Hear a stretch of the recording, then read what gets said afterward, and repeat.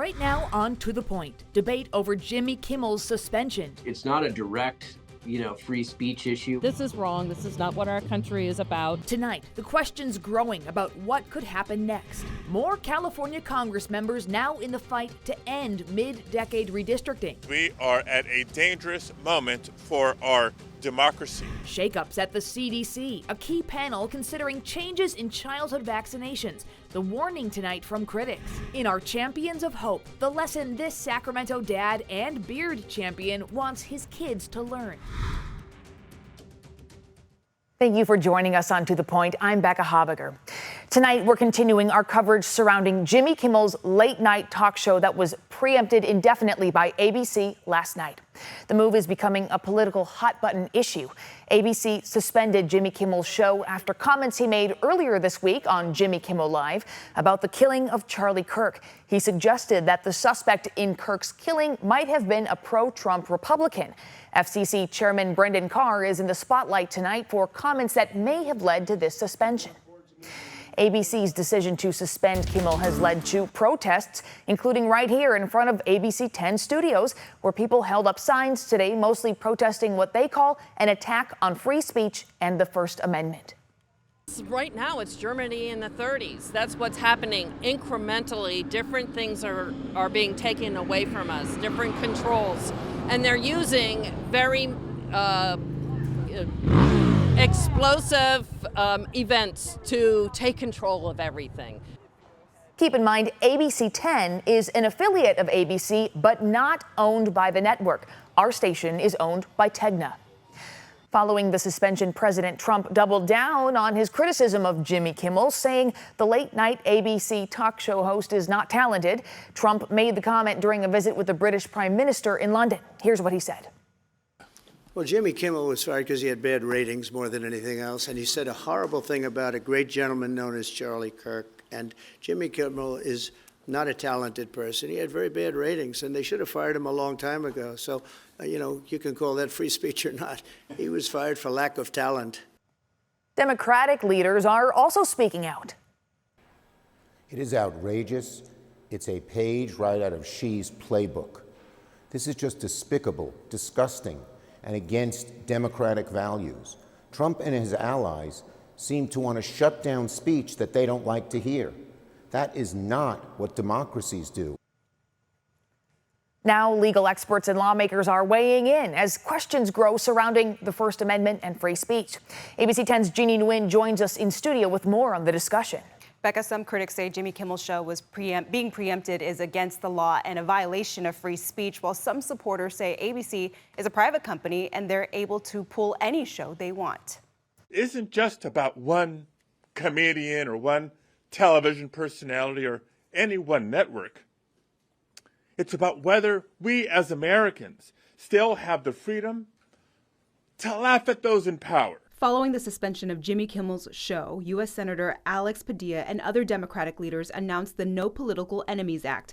The bill would reinforce the Constitution regarding protected free speech and prohibit the use of federal funds for any investigations or regulatory actions that would suppress protected speech. So we're here to help protect that right for all Americans through legislation to prevent the President of the United States from punishing people for constitutionally protected speech. Republican Assemblymember James Gallagher doesn't agree with Kimmel's show being pulled, but he says the FCC and the president are not to blame. Private companies, like ABC and others, do have the ability to decide that they want to, what they want to show on their programming. So it's not a direct free speech issue where the government is involved. In an interview on Thursday, FCC Chairman Brendan Carr said on CNBC, local TV stations should have more say on the network programming airing on their station. Over the years, there's been a rule in place at the FCC that local TV stations get to preempt programming that they don't think meets the needs of their communities. But recently, these national programmers, ABC, Disney, Comcast, NBC, they've been exercising outsized control and power over those local TV stations, and there's been no pushback. And this is a very significant moment because local broadcasters are now pushing back national programmers for the first time that I can think of in modern history. The organization Foundation for Individual Rights and Expression tells ABC 10 this is the FCC getting in the way of free speech rights. But the problem is, it appears that many of these folks are putting money over the Constitution and over the First Amendment. They are scared of provoking this administration into retaliating against them. One constitutional law expert we spoke with believes Kimmel could take legal action if ABC decides to fire him. Kimmel could sue ABC and he could have contractual remedies, and he could sue the federal government, and that would be under the Constitution. And he would seek money, and he could also seek a forward order saying, don't do it again. It's going to depend upon the facts.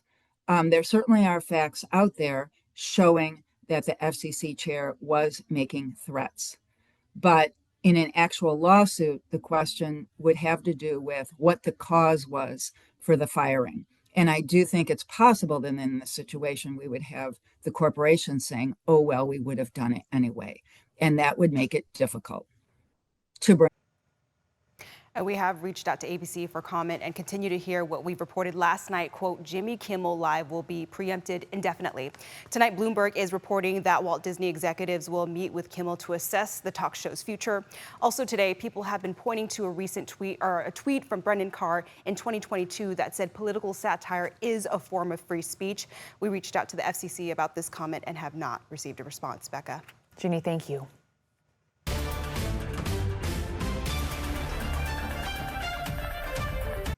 The effort to ban mid-decade redistricting nationwide is growing. Today, California Democratic U.S. Senator Alex Padilla introduced legislation that would ban it and require every state to create an independent redistricting commission like California and several other states already have. His bill is similar to one a California Republican introduced last month.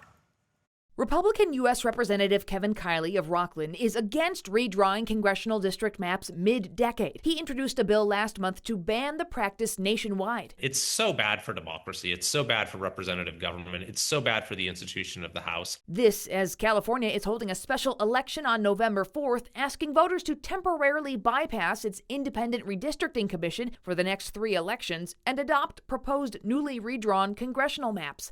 The goal to pick up 5 additional Democratic seats in the U.S. House of Representatives, as a direct counter to Texas, which is redrawing maps to pick up 5 Republican seats.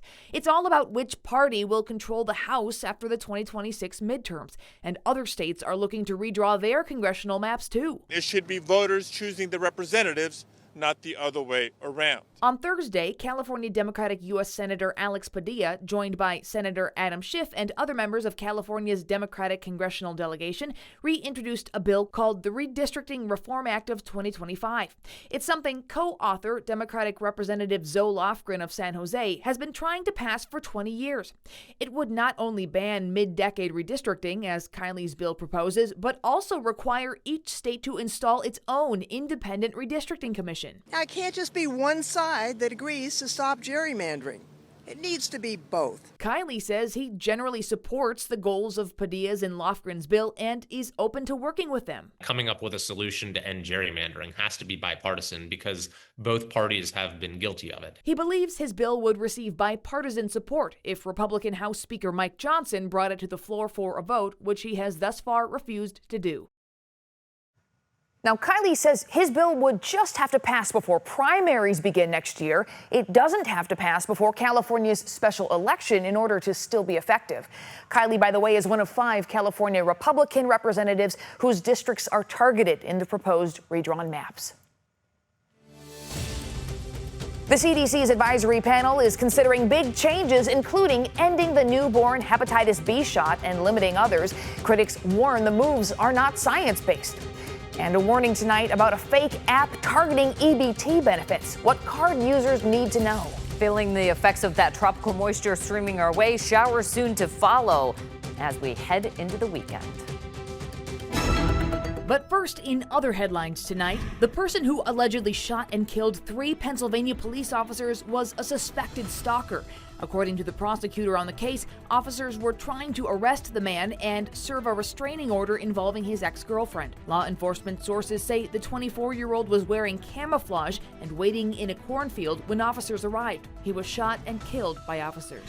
President Trump is asking the Supreme Court to let him fire Lisa Cook from the Federal Reserve. A member of the Trump administration has accused Cook of committing mortgage fraud concerning 2 homes.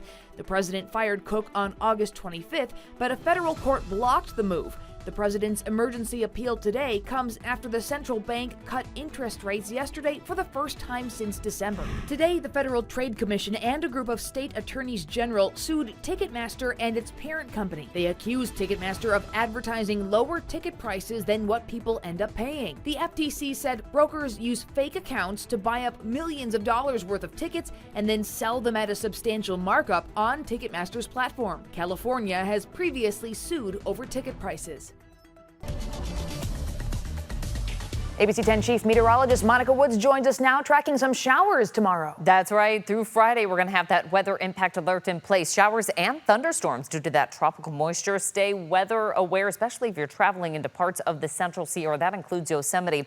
You can see the excessive rainfall forecast certainly bullnosing right through the Central Valley towards Yosemite. Tomorrow that expands, though, ever so slightly up to the north here. That'll be even north of I-80 with the risk of thunderstorms in there as well. Behind all that, we've got a flood watch in effect due to some burn scars and the potential for some debris flows. Just be weather aware again. Make sure you're signed up for all those county alerts. Highs for today warming to near 90. That's going to put us about 10 degrees cooler than where we were yesterday. I know it didn't feel like it because we had so much cloud cover and also the humidity was higher, so the air just felt a little bit heavier. Now the showers will move in for tonight through early tomorrow. Just a few light showers for the morning commute. Lows though only falling into the mid to upper 60s. It's going to be a warm night for tonight. Satellite and radar confirming some of those showers starting to stream our way right now, roughly to about Merced, but you can see some of the heavier bands trying to press our way. For the most part, the track of this has shifted ever so slightly since yesterday,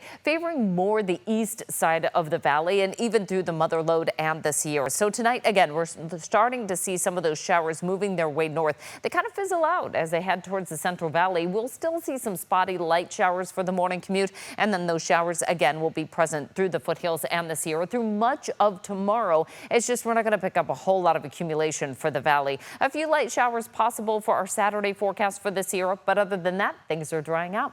Highs in the 60s tomorrow for the Sierra with 70s to near 80 down low for the foothills. Highs are in the 70s along the coast with 80s inland, so a much cooler end to the work week than what we were seeing earlier this week. We have our weather impact alert in place for tomorrow. Last weekend of summer, highs are in the upper 80s, right on target for where we should be this time of year. A little warmer for the autumnal equinox. That's on Monday. Highs in the mid 90s with a chance of showers returning by next week.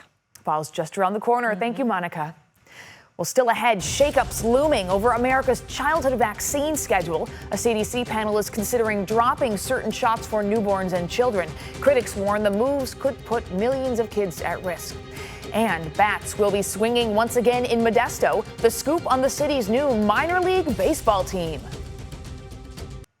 Critical votes are expected soon from a CDC vaccine advisory committee assessing the recommendations for some vaccines for children. The focus today was on hepatitis B and the combination shot for measles, mumps, rubella, and chickenpox. ABC's Olivia Rubin has more. Today, the CDC panel that makes recommendations on vaccines for children weighing potential shakeups. Though not final, the group saying it's considering dropping the recommendation that all newborns get vaccinated for hepatitis B. The committee also considering restrictions for the first dose of the combined MMRV shot, which includes measles, mumps, rubella, and chickenpox.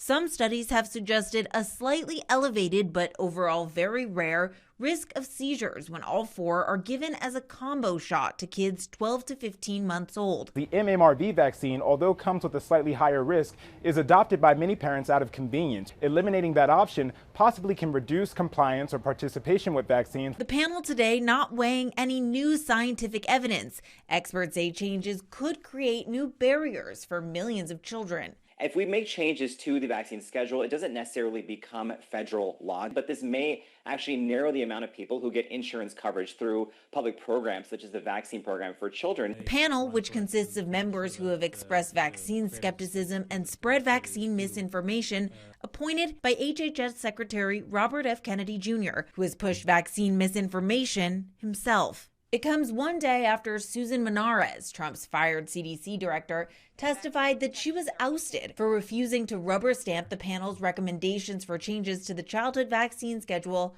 without evidence. Republican Senator Cassidy, a doctor, warning Americans should not have confidence in certain changes to these recommendations. The Vaccine Advisory Panel makes recommendations to change the childhood vaccine schedule. Should the American people have confidence in that decision? No. Any changes need a final sign-off from the acting CDC director or from Kennedy himself. The panel meets again tomorrow to discuss even more possible changes. Well, we have a warning tonight about a fake app aimed at EBT card users. Sacramento County issued the warning from the Department of Social Services over what they said was a fake app that requires users to pay fees to access their benefits. The app is listed in Apple's iOS App Store as EBT Edge Food Stamps. It closely resembles the official EBT Edge app, but is not connected to the state. County officials say the fraudulent app charges users a $4.99 weekly fee or a $60 fee for lifetime access to their benefits. California EBT cardholders should know the state will never charge fees to access or manage their benefits. Well, baseball is back in the city of Modesto. Just a few weeks after the Modesto Nuts left, the Nuts played at John Thurman Field for nearly 80 years. But this month, the team left for San Bernardino. Now a Pioneer League team from Inland Empire is moving into John Thurman with their debut games set for May of 2026. City leaders officially welcomed the team to the city this morning. After almost 80 years of professional baseball history, Modesto wasn't going to strike out.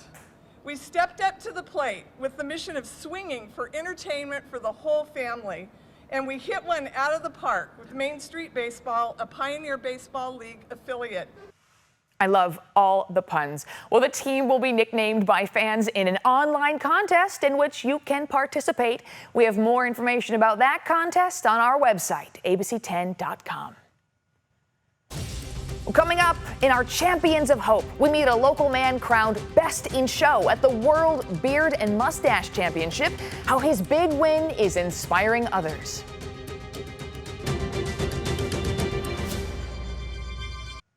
I know the news has been heavy lately. I know some people tune it out because it feels too negative. I get it.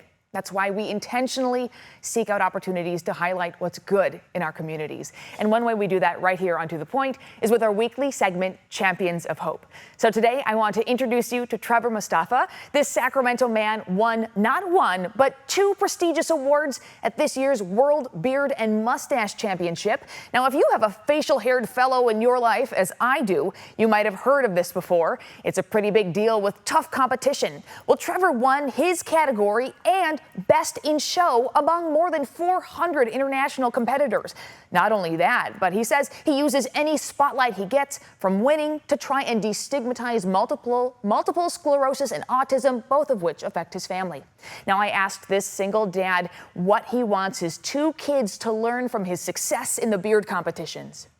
You could be yourself. Society might tell you that, you need to shave or you need to have your hair a certain way. They'll tell you that you have to fit in some type of box. And I hope that, I can show them that you can make the box fit around you. I love that. Well, Trevor has been growing that beard for about 2.5 years. And by the way, Trevor turns 45 tomorrow, so a very happy birthday to you, Trevor. Well, thank you so much for watching and inviting us into your home. If you have something you think we should be looking into, please reach out to the team. You can email us at tothepoint@abc10.com. And To The Point doesn't end here. To watch stories featured on the show, you can download our free ABC 10 Plus streaming app to your TV. Have a great and safe night. We'll see you back here tomorrow.